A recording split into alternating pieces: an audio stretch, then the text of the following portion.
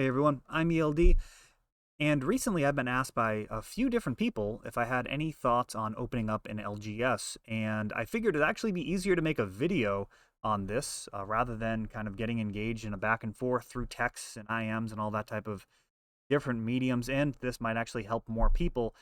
So we'll see if it ends up being easier. I'm just going to go on a bit about the differences between the different types of businesses that exist within this space and what might work for you. And I guess I'll start with my path to where I am here, actually owning an LGS, something I put off as long as possible, which is what I'd actually recommend to most people.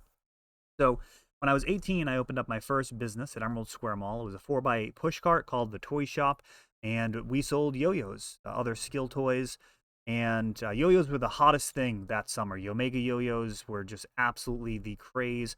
Following summer, Pokemon came out and in the US as a trading card game, and that of course was absolutely massive and led to me getting back into Magic. My mom had made me throw my Magic cards out when I was like 16, so this was like 2 years later, and just got right back into Magic. And of course, all of the skills that I learned in Magic translated into Pokemon, and very rapidly able to buy, sell, trade with Pokemon cards, and that went really well for a while. Ultimately, my family's other businesses were like a sinkhole and just dragged everything else down. They were not able to manage inventory effectively, even though there was a great amount of revenue. Overall, all of the profits was tied up in excess inventory. So one of the businesses, for example, was a candle shop, and there were certain SKUs that we would get in that would just fly off the shelf. I mean, you spend $1,000 on product, that would be gone within a week, and you wish you could just get more and more of it, but they couldn't because they had a bunch of dead inventory just eating up their profits. And it's a real problem. I mean, managing a specialty retail concept like that, you know, if you start putting stuff on clearance now when people are coming in, they're spending money on things that you're not making any profit on. Now they're solving one problem, but at the end of the day, if you're doing 20,000, 30,000 in revenue a month and you're not making any profit on any of it, you're going to die as a business. So those businesses did in fact collapse, and with them, I ended up kind of constantly needing to support those businesses as they went down, and ultimately ended up paying off about $25,000 worth of their debt and had about the same amount of uncashed paychecks, so maybe 50K total that I ended up in the hole in my early 20s. From there, I went to work as a carpenter, saved up a ton of money in the union, made a very good living for about 10 years, and then eventually had enough of a bankroll to handle this on my own. And in between there, I also got involved in a startup that I helped found and ended up exiting that. That was a messy story for another video, but ultimately, in between my parents and that other startup, it does kind of remind me of a saying that I've heard throughout the years, which is that partners are only good for dancing. And while that's a very cynical concept, it is something to consider. If you're going to need to actually take on a partner to run a business, especially like a LGS, I mean, I would really caution against that. People's values don't always line up in terms of their vision for the business. Sometimes people have different elements of their ego that get involved in terms of what they want out of the business. Unless both people are really in sync with their values, it can be really difficult. And for me, at the end of the day, a business is about profit, not revenue, not reputation, not all of this other stuff. It's about profit. Now, there are other things are contributing factors to your profit. For example, my reputation is literally how I make a living. If I were to ever handle myself in a dishonorable way, that's aside from even just the moral reservations that I would have against behaving unethically. You've also got to consider the fact that it would literally just completely kill your business. If you've ever got a reputation as being a thief or a shady person in this space, that will follow you forever. So that's how I got to where I am now in terms of running the business.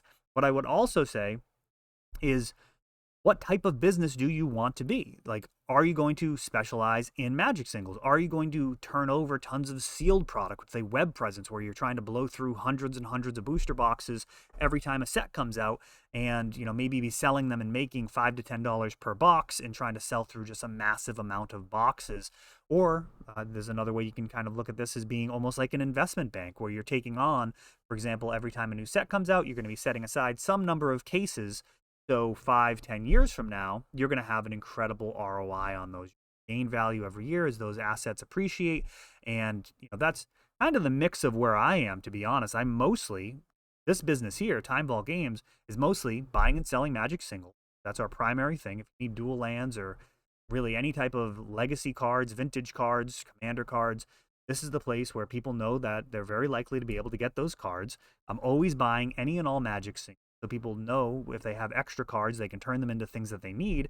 And then on the sealed product side, what I'm essentially doing is picking up product on release and marking out a position for the future where I'll set aside case, two cases. In cases of Modern Horizons or Double Masters, I'll ask for 100 boxes, more than I think I can sell, and invariably I won't get the full 100, but whatever I get, if it's 60 boxes or something, that's great. And then in the future, like now, Double Masters, those booster packs are almost 30 bucks a piece.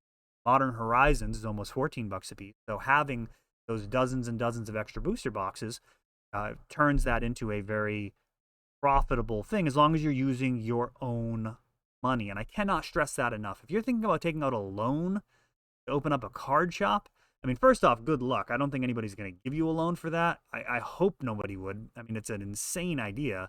But if you've done a good job buying and selling cards, you've generated money. If you don't have any money, you're probably not providing any value for people. That's something to consider. If you don't have 50, 100 grand minimum, I mean, 50 would be on the low end. Like if you have like 100 grand plus bankroll that you've created over many years, paying your bills, but also generating extra wealth, and you're able to be able to step into this arena and cover anything that comes your way, that's great. And I would just say you put it off as long as you possibly can, to the point where, if you're buying and selling cards and you're in the community and you're constantly trading and creating value for people, and you're losing out on value because you don't have a place where you can meet people, buy big collections, and it's actually harming your business as a backpacker, then I would say, okay, this is time to seriously consider it, because you're making money. You actually know the trade. You know the skill set of buying and selling cards, and not having a store is actually harming you at that point. So, buy and sell cards, trade, create great relationships with the stores in your area. And when it grows to the point where it's basically like the community needs you to step up, then you go ahead and I'm going to circle back real quick just to the debt concept too. Debt is just poison, by the way. And there are a lot of people that think, oh, you make money with other people's money. They are not taking into account the risk factor there. When I took and picked up an extra 10 or 20 or $30,000 worth of Modern Horizons, Double Masters, Battle Bond, whatever the sets are that I've picked up an extra position in, that was just my money. That wasn't on a credit card. That wasn't a loan. That wasn't some partner's money or some investor's money that's looking for a specific ROI.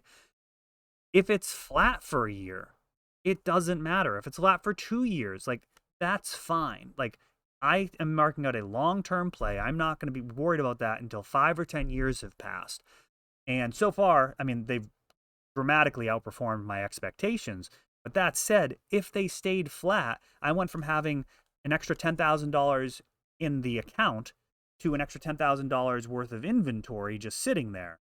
There's no problem there. As long as I actually have the capital to be buying and selling cards, that's essentially just changing columns on my spreadsheet in terms of what the value is, where it's allocated. But if that was on a credit card and you're bleeding out year over year, if you're carrying a credit card balance and you're just constantly paying interest, that's a disaster. So I would never advocate anybody do any type of business on debt. I think if you've managed to actually get the money and it's sitting there right in front of you, that's your proof, and that's your calling to then put that money to better use. But if you haven't made any money, you're really just, you're creating a situation which can just be an absolute catastrophe, and likely will be. If you can't make money without the overhead of a store, we're talking about, your rent, your internet, your trash, your utilities, electric, water, heat, security system. What else do we have here? I mean, I guess that's most of it. There's not that much overhead. I mean, you've got capital improvements. You're talking about improving the space itself, replacing carpet, maintenance with tables and chairs. There are other expenses that come up.